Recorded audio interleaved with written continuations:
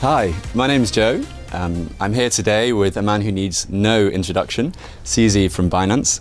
CZ, hello, welcome, bienvenue. How are you doing today? Très bien. Très bien. You've been here a couple of days and already learning French. Actually learned French for many years, but that's always my worst course in high school. Oh, okay. Whereas crypto, obviously very ahead in terms of crypto. So we've just come from your stage this morning where you were talking about the best way to handle a business is to step out and to look at it from a different perspective. How do you personally detach yourself from managing Binance, this giant that you've built? So for Binance, anything that's operational, I don't touch. And if I touch it, it's going to be a disaster because it's going to be stuck all the time.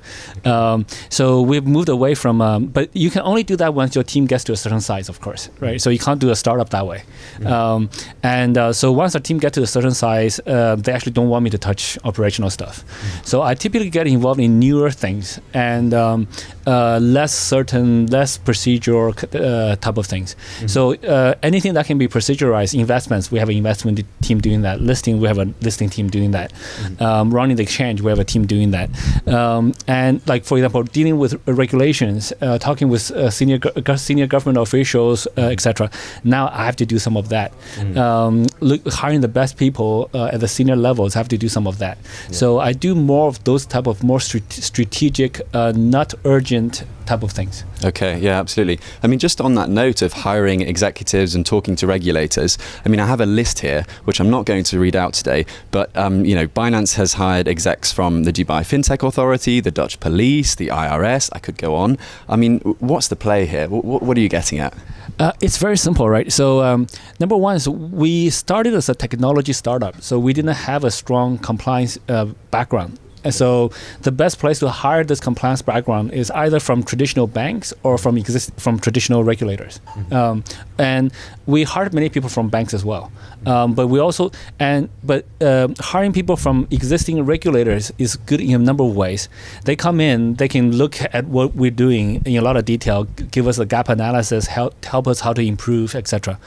More importantly, they can communicate with their ex-colleagues, the regulators still today.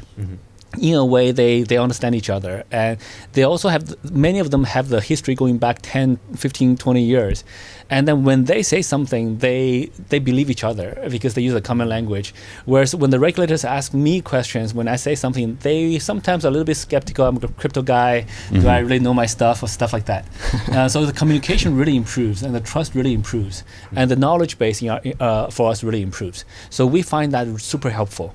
So in places where we were able to hire ex-regulators, we see the relationship communication improve almost immediately. And so that has been a huge help. Yeah. Absolutely. Okay. And so you occupy a unique vantage point in the crypto industry. Is there perhaps a trend or an undercurrent, something that perhaps people aren't noticing at the moment that you're quite keen to talk about today? Not so much, to be honest. Like, crypto is pretty transparent. We actually have to monitor the industry trends carefully so that to make sure that we don't miss anything. So when DeFi is growing, like, we're like, hey, what are we doing in the DeFi? Are we doing enough investments? Are we doing enough projects in the DeFi space? When NFTs are growing, we have to say, hey, are we doing enough? So we don't have a lot of extra information that people don't have.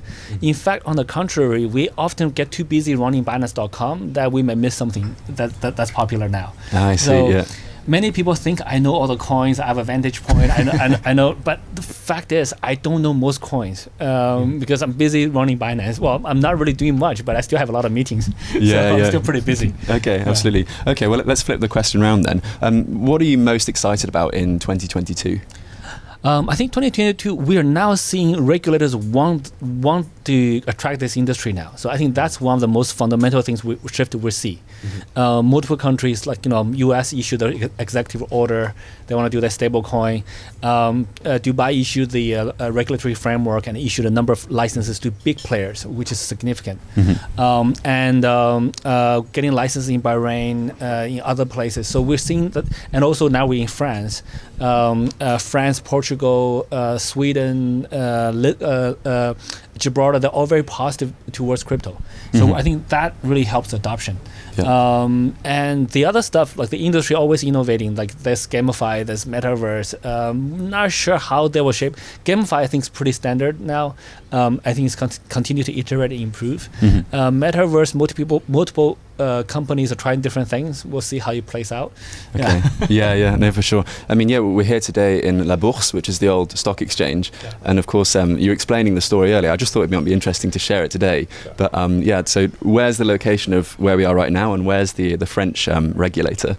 Yeah. So we in setting up this conference, our France team asked for permission to put a banner, say "Binance, we love France" on the top of the building, which is the bourse, the traditional exchange building, and also the AMF office is right across the street, and they have a view on this building. My understanding is our team specifically got permission from them to have the banner set up, so that we didn't want to surprise them with hanging our banner on top of the exchange building and surprise them. So we explicitly got permission, and they're totally cool with it. So which shows that the progressiveness of the French government, the French regulators, that they are extremely confident, extremely progressive, and extremely pro-industry. So so I think just like little things like that, you can tell. Yes. It gives you the indication of how comfortable we feel with the governments here, and that's why we want to make heavy investments. We want to grow the industry here. Absolutely. I mean, you don't get much more transparent than that, do you? No. Big flag on the top of the bourse. Yeah. So so I think it's just one of those little things that a little bit more promotion, etc. But it's great to have that support from the regulators, the government, and also the other industry players here. Thank you so much for your time this morning, CZ. It was lovely to talk to you, and best of luck with the confidence. Thank you so much for having me, as always. Yeah, thank you.